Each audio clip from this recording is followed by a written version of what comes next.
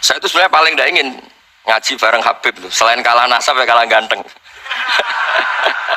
Ya tapi ditakdir mau apa? Mau apa? Ya sudah samina wa atona. Jadi saya saat ini tidak cari pahala benar, tapi pahala tawadhu karena diundang ya. Ada sudah penting benar salah, penting tawadhu. Jadi saya tadi sedang rayu sama Allah, ya Allah. Saya kali ini tidak cari benar, cari tawadhu.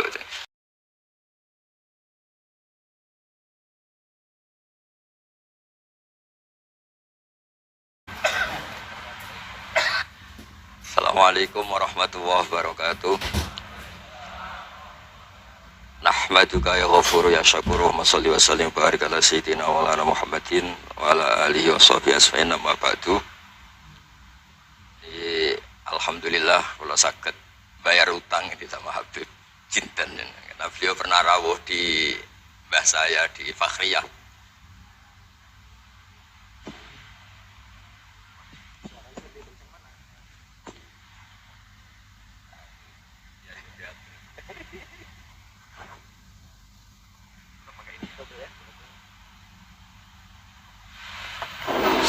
Cukup.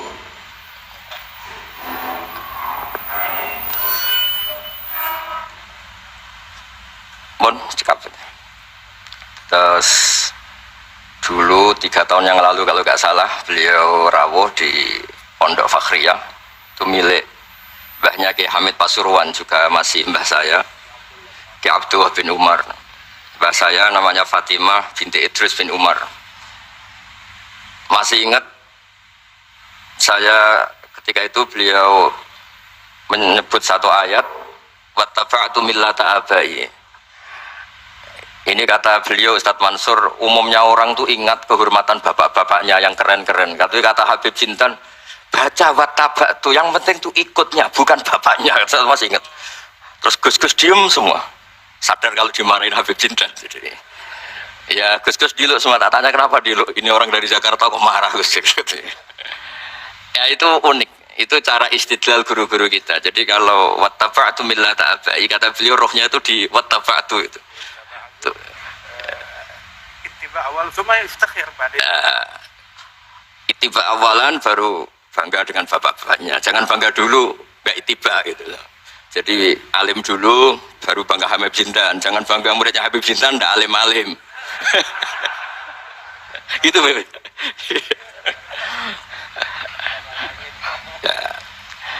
Ya, jadi memang saya secara sengaja cerita sanad ini saya baca Mas Jamal ya, panggilannya apa? Mas Jamal ya. Pertama saya baca Al-Iqdul Farid, ini karangannya Said Muhammad bin Alawi. Di sini saya baca supaya barokah dari karangannya Sayyid Muhammad. Di antara orang yang beliau sebut dari ulama Indonesia, beliau ngendikan Al-Habib Al-Mu'ammar Ali bin Abdurrahman bin Abdillah Al-Habsyi. Wal-Habib, ya kuitang ini Bebe. Ya, jadi juga.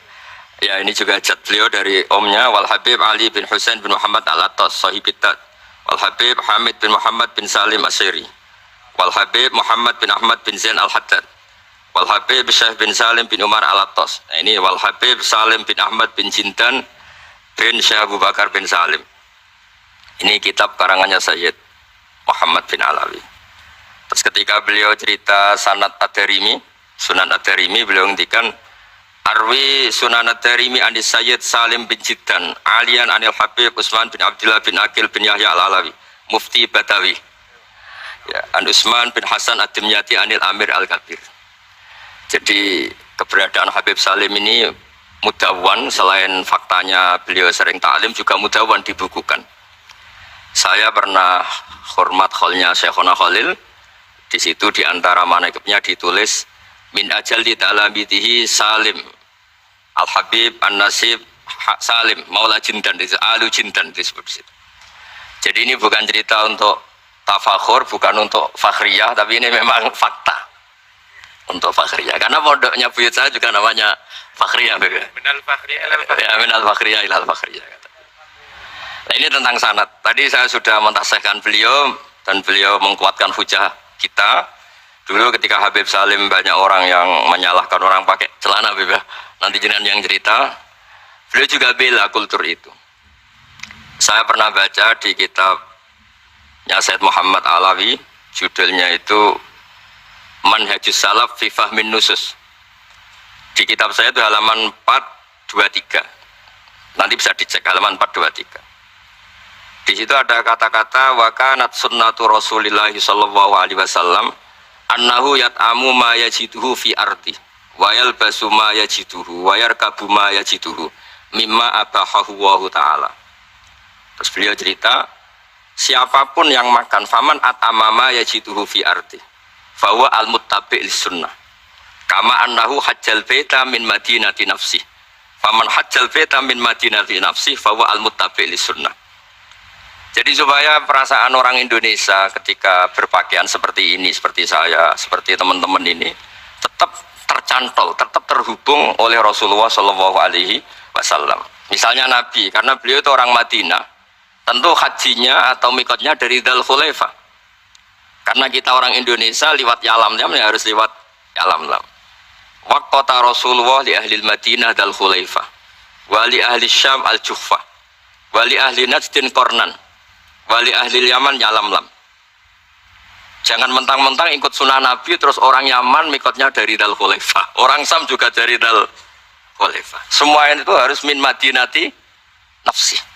Sama seperti Rasulullah yat'amu ma yajiduhu fi ardi, kita juga nat'am ma najiduhu fi ardina. Sehingga jangan sampai umat Islam yang perilakunya keseharian ini sudah baik kemudian merasa tercerabut dari sunnah Rasulullah Shallallahu Alaihi Wasallam.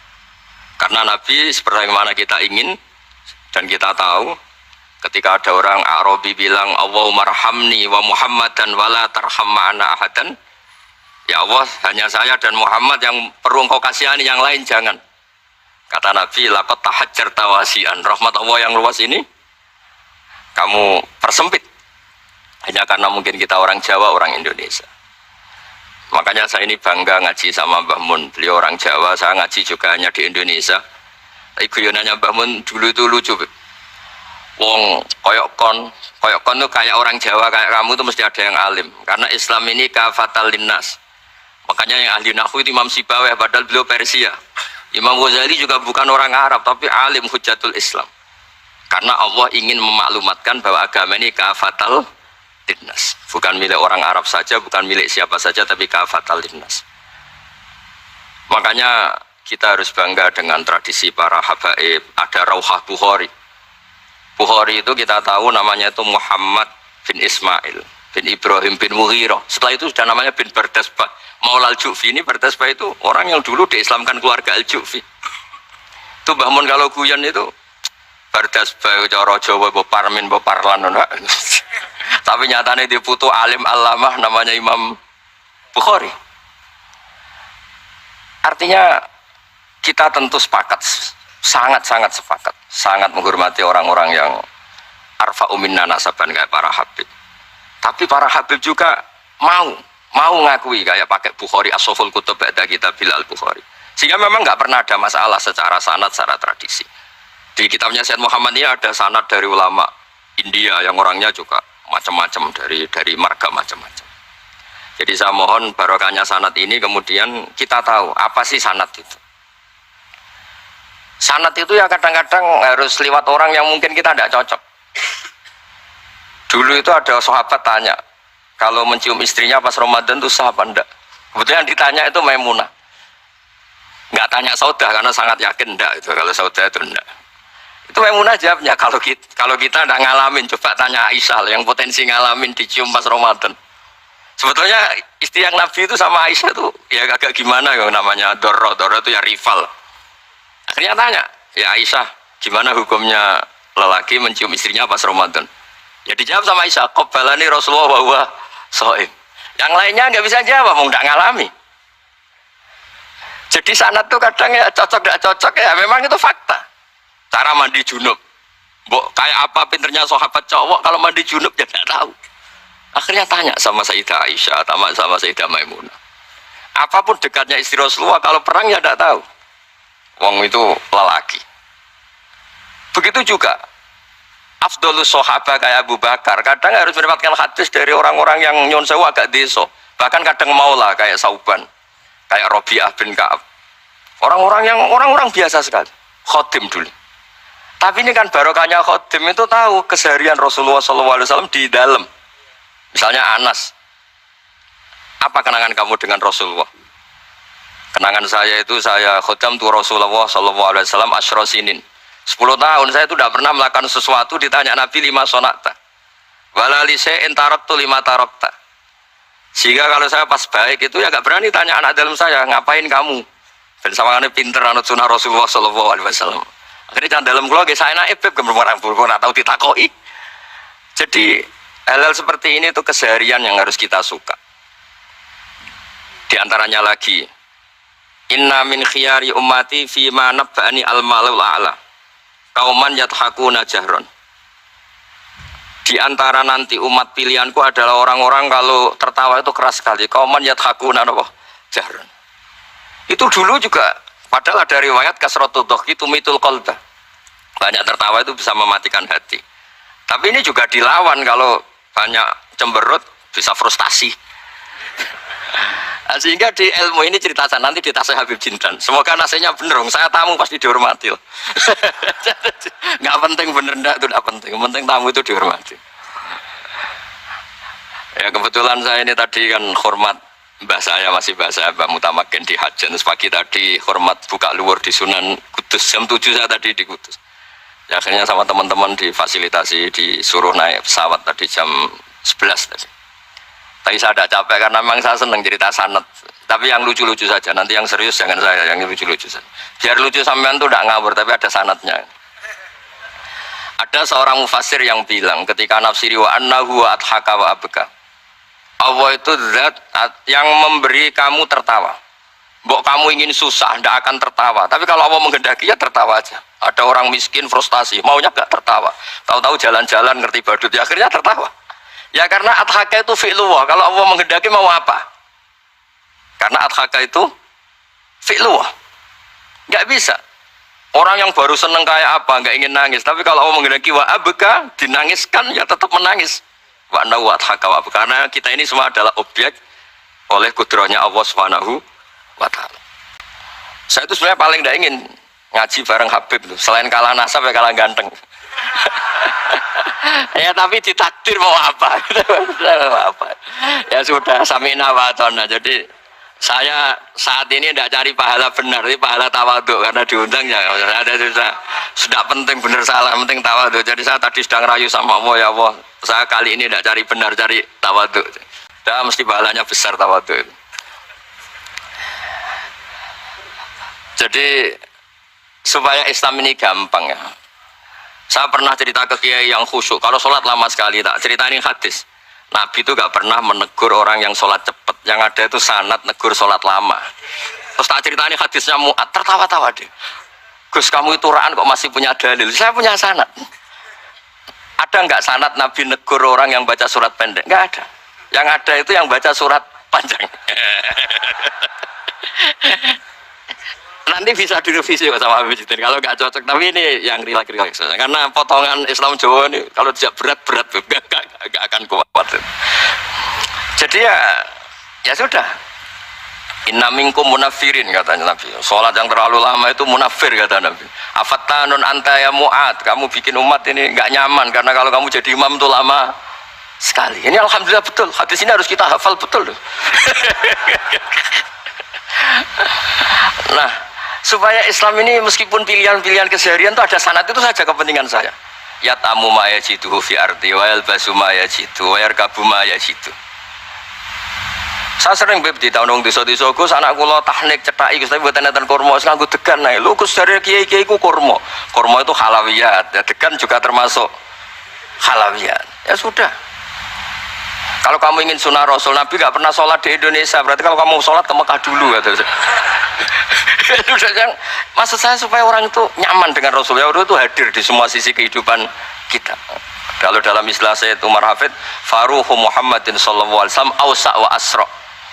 Kalau kamu bisa tawassul dengan Nabi Ibrahim, Nabi Musa, dan beliau-beliau bisa datang ketika Lailatul Mi'raj untuk hormat Rasulullah sallallahu alaihi wasallam di Baitul Maqdis, Faruhu Muhammadin awsa' wa asra' kata beliau. Jadi bisa datang di kapan saja, di mana saja. Jadi jenengan meskipun di Indonesia tidak usah khawatir, kita semua ini dilihat Rasulullah SAW. Dan cara lihat Nabi itu gampang, tidak kayak kita. Kata Rasulullah, hayati khairun lakum, wa mamati khairul lakum. Saya kalau masih hidup juga baik untuk kalian. Anda bisa cerita hadis dengan saya, sering bercengkrama.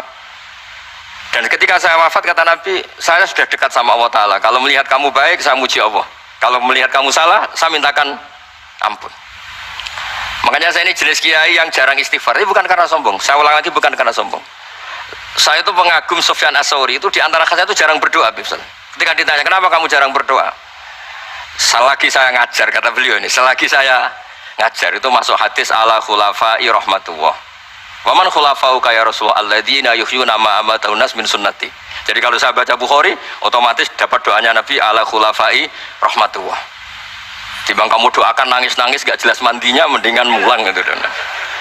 Terus kedua, doa hamalatil arsy alladzina yahmiluna al-arsya wa man hawlahu yusabbihuna bihamdi rabbihim wa yu'minuna bihi wa yastaghfiruna. Kita semua sudah diistighfari sama malaikat hamalatul arsy. Rasulullah juga wastaghfir li dzambika walil mu'minina wal mu'minat. Fastighfaru Rasulillah qad kafana wa fawqal kifayah, kata beliau. Artinya gini, kalau kangkang jarang istighfar jangan karena sombong, manfaatkan fasilitas ini gitu. Ini pentingnya. Jadi semua itu jangan sampai kita ada istighfar karena jafa, karena jafatul qalb, karena qaswatul qalb. Enak lah kalau ada fasilitas gitu, ada fasilitas. Itu kalau saya pidato di depan Gus-Gus. Kalau di depan Habib Mbak berani, di depan Gus-Gus. Itu ada yang setengah beling, setengah ada alim, ada yang alim. Terus yang beling-beling pesan sama saya, Gus tolong bela kami, maksudnya. Ya kadang-kadang mubalek kan order pesanan itu. Terus tak bacain ayat walladzina amanu wattaba'athum dzurriyyatuhum biimanin alhaqna bihim dzurriyyatahum wama alasnahum min amalihim min syai'. Orang aba-abanya iman, anaknya iman itu nanti surganya disertakan mbahnya meskipun kelas amalnya tidak sama. Jadi mbah-mbahnya alim alama, anaknya yang tidak alim nanti surganya sama-sama yang alim. Kenapa sih kalau ada fasilitas nggak dipakai? Pakai aja nggak apa-apa kan. Yang alim yang komplain. Sudah kamu yang alim dihormati, dicucup, salami template, yang ikhlas saja, tidak usah protes, kata saya gitu. Artinya saya inginlah keseharian kita yang awam, yang apa itu harus cari backupan hadis supaya semua keseharian kita itu ada apa? Sanad. Misalnya sampean kalau malam itu nggak bisa tidur, tahajud ndak, witir ndak, ya mutolaah ndak. Tapi lihatlah itu sebagai tarkul ma'asi. Apa tarkul ma'asi aja? Alhamdulillah malam ini saya tidak zina, tidak maling, tidak dugem. Coba kalau kamu malam-malam di kamar, itu namanya apa? Tidak tahajud, tidak witir kan? Tapi kamu harus syukur karena itu tarkus zina, tarkus sarikoh, tarku kata wa kata. Supaya kamu tetap syukur sama Allah Ta'ala. Ithmamin mubahin ila wa yatahaqqaqu bihi tarku haramim ma. Setiap mubah yang kita lakukan pasti di saat itu ada haram yang kita tinggalkan. Makanya dulu banyak orang-orang soleh yang semalaman tuh guyon sampai pagi. Bukan karena ingin urakan, enggak, karena mengalahkan setan. Malam itu godaan mungkin ingin ngintip siapa itu masih kuat sekali. Ingin nonton siapa itu kuat sekali. Terus setan dilawan dengan guyon. Ternyata setelah guyon tuh asik, tahu-tahu pagi dan dutanya selesai. Oh itu setan bisa setruk melawan orang alim seperti ini. Karena nilainya tarkul masih. Meskipun dengan cara guyon, karena kalau yang cara wiridan itu calon wali, kalau yang nggak calon wali ya pokoknya tarkul maksiat. Maksud saya supaya harian kamu yang biasa-biasa saya ini menjadi luar biasa karena ada sanad. Ada apa? Ada sanad. Makanya dulu ulama-ulama itu kalau ngelawan setan itu pakai faroh, pakai seneng. Karena setan itu paling seneng kalau melihat orang mukmin susah. Kalau susah terus ngersulo, kalau ngersulo gugat kodok kodar. Disebut innaman najwa minasyaiton liyahzunal ladzina amanu. Jadi setan itu targetnya supaya orang mukmin itu resah. Kalau resah gugat. Pertama gugat orang tua. Ngapain sih jadi anaknya orang miskin? Jadi susah kita kan. Kalau yang nggak mulia ngapain jadiannya parman? Kalau saya Habib kan langsung mulia, kalau Gus kan langsung mulia. Gugat orang tua, gugat sana, gugat sini. Tapi kalau kamu sudah seneng, wajah pesek, welek, keriting, sawan ngerah karuan. Kenapa nggak gugat siapa-siapa? Ya sudah, yang kebaik kul bifadlillah birahmati fabidzalika falyafrahu. Jadi saya ingin semua itu senang bifadlillah birahmati, yang rileks, yang Saya ini kalau nuruti capek-capek. Tadi malam saya di Mbah Mutamakin, tadi pagi hormat Sunan Kudus. Terus tadi naik pesawat, datang mandi langsung hormat. Kalau itu dihitung capek, capek. Tapi kalau dihitung senang ketemu Habib Jintan, ketemu jenengan, kesempatan seperti ini nggak gampang. Ya sudah selesai. Makanya ini latihan ya, latihan terus. Saya ulang lagi latihan terus supaya Islam itu ada di semua sisi hidup kita. Tuh, saya pernah sering cerita di mana-mana itu. Ada wali itu istrinya cerewetnya bukan main. Wah itu semua muridnya sudah tak biayai kamu cerai, nanti tak ganti istri yang lebih baik lebih. Nggak mau nyerah alasannya apa? Ini wanita bahaya sekali. Kalau sampai dinikah orang lain, kasihan orang lain dapat musibahnya. Biar saya aja yang ngalami, kata-kata wali itu. Jadi dia ada ingin, makanya ada juga kiai di santri buling di rumah teh. Santri ini nak pindah pondok, ngerusak pondok uang, mendingan pondok kuai. Jadi di handle. Terus sekarang apa? Di handle daripada ngerusak pondok orang lain, mendingan pondok saya saja. Jadi cerita-cerita seperti ini harus kita kaji, supaya semuanya itu pakai sanad ilmu. Sama lihat di kitab Ihya itu, ada bab-bab di Ajaibul Qalam. Apa di bab apa Ajaibul? Di situ kayak apa Imam Ghazali memerankan orang-orang pilihan Allah yang menjadi gampang melihat keseharian. Misalnya gini, misalnya Islam zaman akhir kan katanya tantangannya banyak. Coba kalau baca ayat wa ya'ballahu illa yutimma nurah wallahu mutimmu nurih. Agama ini milik Allah, diurus oleh Allah Ta'ala. Islam ke Indonesia itu enggak ditunggoni Nabi. Nabi sudah intaqala ila rafiqil a'la. Kadang di kampung-kampung di Islam nomodin. Ya jalan karena ini agama Allah. Kita ditinggal-tinggal orang yang lebih baik ketimbang kita. Islam kita tunggui. Ya jalan, memang ini agama Allah yang ngurus Allah. Kamu tidak usah khawatir. Jadi seneng kita bukan karena dablek, karena yakin jaminan Allah Subhanahu wa Ta'ala. Jangan sampai kamu itu seneng karena dablek, karena arogan, jangan.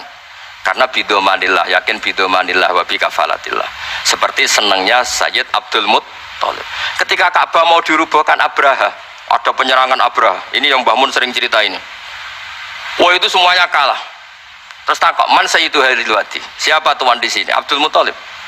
Abdul Muttalib itu datang dengan wibawanya yang luar biasa. Abraha itu sampai bingung dia. Kalau duduk di singgasana dia disalahkan orang banyak. Karena raja kok duduk berdua sama orang yang tidak raja. Kalau Abdul Muttalib di bawah dia nggak punya nyali karena ada haibahnya Sayyid Abdul Muttalib.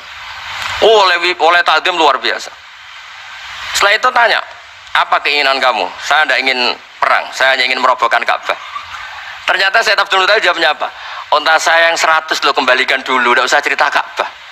Kagetnya bukan main Abraham. Kamu ini pemimpin yang nggak benar. Ka'bah itu dinu kawa dinu abaik, itu kan agama kamu. Mau saya robohkan kamu malah bicara onta. Ini kamu itu pemimpin model apa? Jadi saya nyesal hormat kamu, ternyata kamu mental kamu hanya mikir apa? Onta. Tapi jamnya Abdul Muttalib itu unik. Inna lihadal bait rabban hamaluk. Onta itu milik saya, kembalikan dulu. Kalau Ka'bah itu milik Allah, nanti diurus yang punya. jadi di balik seenaknya itu ada tauhid yang luar biasa. Makanya saya termasuk kiai yang nggak susah kalau mau mati. Kalau mau mati, mati aja. Saya udah mikir kalau setelah saya ini agama gimana ya, gak gimana mana agamanya Allah Ta'ala. Jadi dibalik ya secara lahir kan seenaknya. Ternyata innal yadal bait rabban hamau. Kabeh itu ada yang punya, nanti biar diurus yang punya. Nah maksud saya kalau jenengan ini kan insya Allah dablek semua. Kawin ya nggak mikir istri saya nanti makan apa, ya kan? Masa depan kamu ya tidak dipikirkan, warisan nggak punya apa-apa, nggak punya ya sudahlah. Bukan karena dablek, karena tawak. Itu saja pokoknya saya ingin ngomong, pokoknya perilaku Anda keseharian itu jadi energi to'at, ya. Perilaku keseharian Anda ini jadi energi apa? Itu saja. Barokahnya kamu ngaji nopo sanad. Itu dulu ada ulama miskin sekali. Itu tiap pagi datang ke gunung paling tinggi, terus dia duduk itu agak-agak angkuh itu. Siapa yang lebih raja ketimbang saya? Terus ditanya, kamu tidak raja kok merasa? Ukuran raja itu tidak ada yang berani nyurus. Di sini juga tidak ada yang berani nyurus saya. Lu itu sudah bisa syukur sampai mati. Karena sekali dia kumpul orang, lihat orang naik Alphard ngeluh, lihat orang punya istri cantik ngenes, lihat apa ngenes, daripada gitu naik ke gunung. Siapa yang bisa menandingi keladatan saya dalam hidup ini? anama Allah wabillah, ngomel-ngomel sendiri. Tapi itu cara dia syukur. Cara dia apa? Syukur. Dan akhirnya betul dia punya sanad. Mangkana aminan fi sirbi mu'afan fi jasadi intahu kuntu yaumi faka'anna ma khizat lahu dunya bihadzafiriya. Ya sebenarnya orang itu sehat, ya aminan fi sirbi mu'afan fi jasadi intahu kuntu yaumi faka'anna ma khizat lahu dunya bihadzafiriya. Jadi ini madhab saya, karena saya diundang di sini pasti Habib Jiddan juga ingin khas saya. Jadi kalau saya pura-pura tawadhu, pura-pura baik kan kaget. Kenapa Gus Bak sekarang jadi baik kan nanti? Ya ini anggap saja jujur. Ya kok rubah. Nggih ngoten mawon, mugi-mugi barokah. Assalamualaikum warahmatullahi wabarakatuh.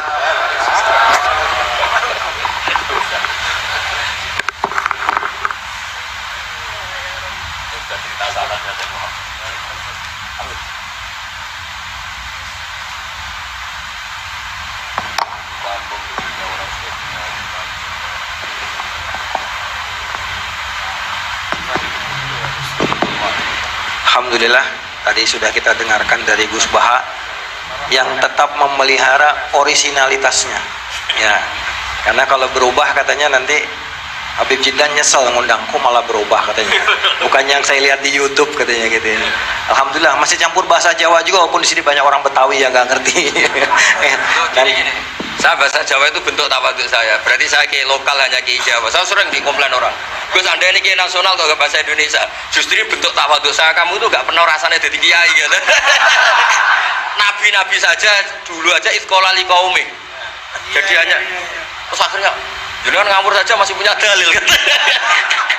Jadi saya bahasa Jawa itu justru tawadhu saya. Saya merasa kiai ya di daerah saya, di komunitas saya, udah merasa ki global ki nasional. Wong nabi-nabi dulu aja sekolah di kaum, kecuali banyak Habib Jiddan ini yang lila kafatil khalqi, yang lainnya itu kaumi semua.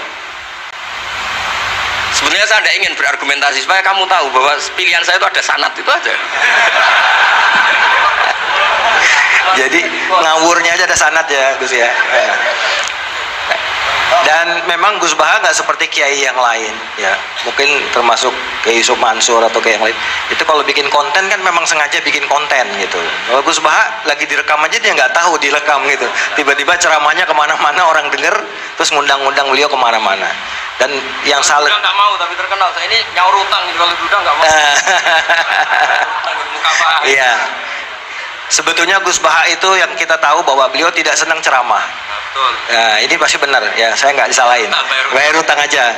Dan hanya mau diundang kepada dengan orang-orang tertentu termasuk Habib Jiddan. Ya, karena takziman wa takriman. Nah, itu. Karena beliau itu nggak mau ceramah, beliau maunya baca kitab. Jadi insya Allah kalau Habib Jiddan ngundang lagi baca kitab, insya Allah beliau mau datang lagi. Insya Allah. Kayak Yusuf Mansur giliran besok ngundang ke Darul Quran. Itu kalah sepuh. Iya, jadi ini alhamdulillah kita dengar dari beliau. Tapi nanti insya Allah kita ada tanya jawab, gak usah khawatir. Ilmu Gus Baha masih kita gali lagi. Dan sekarang kita berikan kesempatan, kita mohon perkenannya Habibana Sayyidil Habib Jiddan bin Novel bin Salim bin Janan. Alaihi faliyatafadhal.